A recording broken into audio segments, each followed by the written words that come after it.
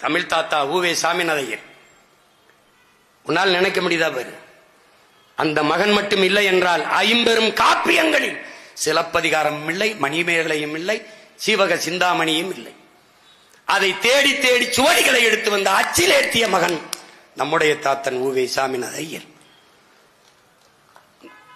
இன்னைக்கு புறப்பொருள் வெண்பாமாலை சங்க இலக்கிய நூல்களில் பல நூட்களை அச்சில் ஏற்றி பாதுகாத்த பெருமகன் நம்முடைய தமிழ் தாத்தா ஊவே சாமிநாதையர். யார்? நம்முடைய பெரியர் தனித்தமிழ் அடிகளார், நம்முடைய தாத்தன் மறைமலை அடிகளின் குரு, சமகால தோழன் பரிதிமாற் கலைஞர், பேர் சூரிய நாராயண சாஸ்திரி.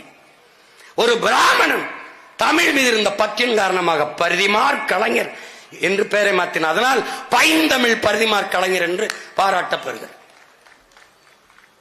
தூய தமிழில் பேசுவது எழுதுவது என்ற வழக்கத்தை நம் தாத்தன் மறைமலை அடிகளுக்குள் புகுத்தியது இந்த பரிதிமாற் கலைஞர்.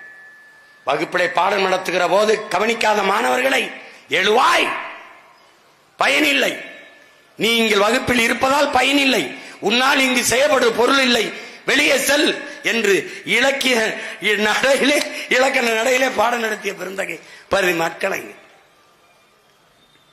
அவன் யார்? நம்முடைய தாத்தன்.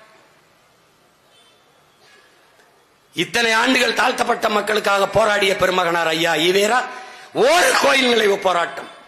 இதே மதுரை மண்ணிலே வைத்தியநாத ஐயர் சட்டம் படித்த வழக்கறிஞர் கோயிலுக்குள்ளே தாழ்த்தப்பட்ட மக்களை ஒன்று திரட்டி கூட்டிக் கொண்டு போகிற போது கூட நின்றவன் நம்முடைய தாத்தன் கக்கன் என்ற பெருந்தகை.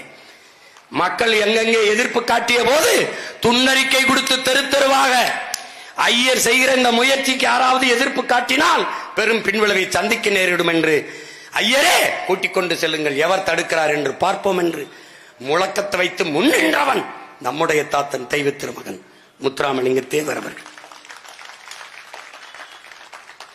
காமராஜர் தான் படிக்க வைத்தார் என்றால் அவர் கை காசு போட்டா படிக்க வைத்தார் கேட்கிறது. ஏன்னா அறிவார்ந்த பெருமக்கள்ல என் தாத்தன் கை காசு போட்டு படிக்க வைக்கல, அரசு காசுல படிக்க வச்சான். ஆனா நீங்க அதே அரசு காசுல குடிக்க வச்சு நீங்க பேசாதீங்க பேசாதீங்க.